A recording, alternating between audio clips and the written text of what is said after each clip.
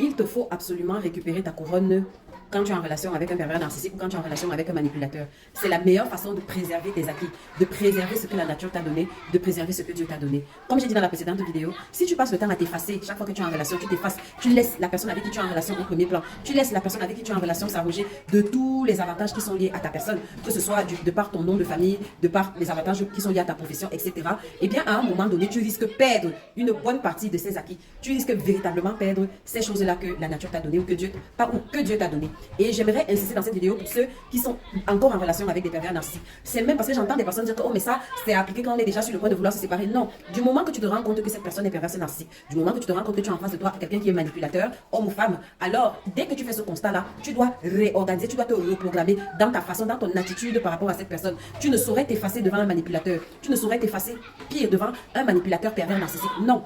Alors, c'est le moment, justement, de juste, tout naturellement, bien évidemment, récupérer tout ce que tu as donné à ce pervers narcissique. Tous les avantages liés à ta personne, récupère-les. Si tu avais loué ta voiture à ce pervers narcissique, récupère ta voiture, recommence à conduire toi-même ta voiture. Si tu avais prêté un appartement, un bien immobilier à cette personne, récupère ton bien immobilier, utilise-le toi-même. Ou alors mets-le en location. En fait, récupère tout. Et je dis ça pourquoi? Je dis ça parce que fondamentalement, dans une relation saine, une personne bien intentionnée à ton égard n'aura aucun problème avec ce que Dieu t'a donné naturellement. N'aura aucun problème avec les avantages qui sont liés à ton nom de famille. N'aura aucun problème avec les avantages, les facilités qui sont liées à ton niveau professionnel, à qui tu es, à ton niveau relationnel, finalement à ton carnet d'adresse, au niveau de personnes que tu connais.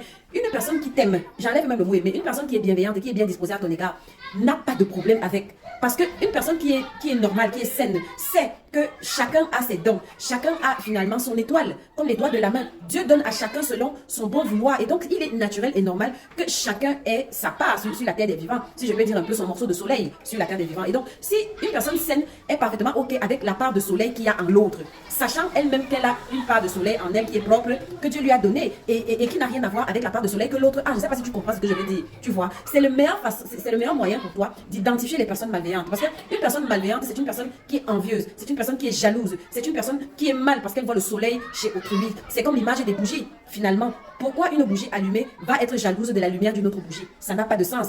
Donc, si tu es en relation avec un pervers narcissique, tu vas même remarquer que ce pervers narcissique aura tendance un peu comme ça à te faire culpabiliser de ce que la nature t'a donné naturellement. Si tu as un nom de famille qui te donne des facilités, qui te donne des accès gratuits, entre guillemets, dans la vie, ce pervers narcissique aura tendance à vouloir un peu diaboliser ça, un peu critiquer ça, des petites remarques assassines, genre oui, vous les bien nés, vous ceci. Quand tu entends déjà quelqu'un qui te sort un langage comme ça, là, ça veut dire qu'il y a de l'envie derrière ce phrasé, ça veut dire qu'il y a de la jalousie derrière ce phrasé, et donc il y a de la méchanceté derrière ce phrasé, parce qu'il n'y a pas de raison.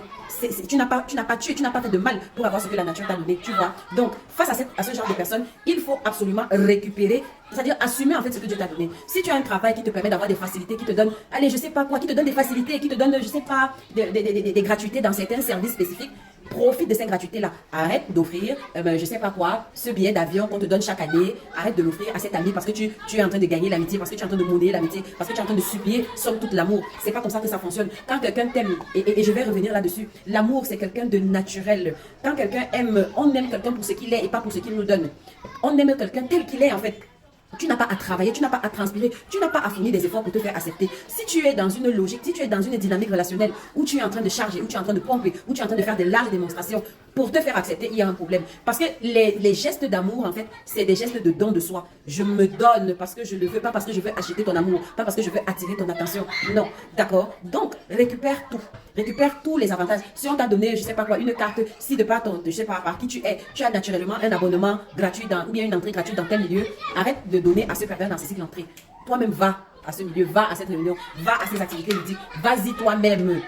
La parole de Dieu dit, on donne à celui qui a, on donnera à celui qui a, et à celui qui n'a pas, on va retirer le peu qu'il a. Donc si ce que Dieu met entre tes mains, toi tu juges, tu estimes que tu ne le mérites pas, que tu n'es pas digne, que non, non, non, c'est mal, c'est mauvais, c'est orgueilleux entre guillemets, c'est arrogant de se prévaloir de tant d'avantages, de porter ce nom que Dieu t'a donné, et tu prends donc tout ça, et tu donnes à ce pervers narcissique, tu donnes à cet ami toxique, tu donnes à cette cousine, ce cousin qui t'envie. qu'est-ce que tu crois? Ta main va rester vide. Et qu'est-ce que la parole de Dieu dit? À celui qui n'a pas, on va retirer le peu qu'il a. Est-ce que tu entends? C'est pour cela d'ailleurs, vous voyez, c'est pour cela d'ailleurs, ceux qui ont été longtemps en relation avec des pervers narcissiques, parfois après la séparation, il y a une petite phase là, après le désert, où tu as l'impression que tu rétrogrades un peu, c'est-à-dire tu payes certains acquis. Je pense, rendu aujourd'hui, que ce sont c'est cette loi qui s'applique. C'est-à-dire que tu as eu des acquis qu'on t'a donné, que tu as négligé, tu as préféré les donner, les vendre gratuitement, les solder à cet ami toxique, à ce partenaire, à cet amoureux pervers narcissique. Et bien pendant un moment, on va dire, ok, puisque toi-même tu t'estimes pas digne de recevoir, on va pas être plus royaliste que le roi, la nature, l'univers, Dieu va dire, ok, je ne te donne pas aussi, puisque tu as négligé ce que je t'avais d'abord donné initialement. Est-ce que tu comprends ça? C'est un peu, et je vais terminer par cette image, c'est un peu l'histoire d'Ésaü. Ésaü et son frère Jacob. Ésaü avait le droit d'aînesse, mais Ésaü a négligé le droit d'aînesse que Dieu lui avait donné, que l'univers lui avait donné, et il a préféré le vendre à son petit frère pour un plat de lentilles, pour un plat de nourriture. Voilà ce qui se passe, voilà le genre de transaction qui se passe dans des relations avec des pervers narcissiques. Tu vends ce que Dieu t'a donné pour un peu d'amour, pour un peu d'affection, et après tu seras le premier à te plaindre.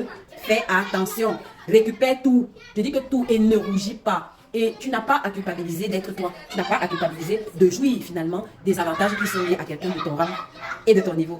Ciao, ciao.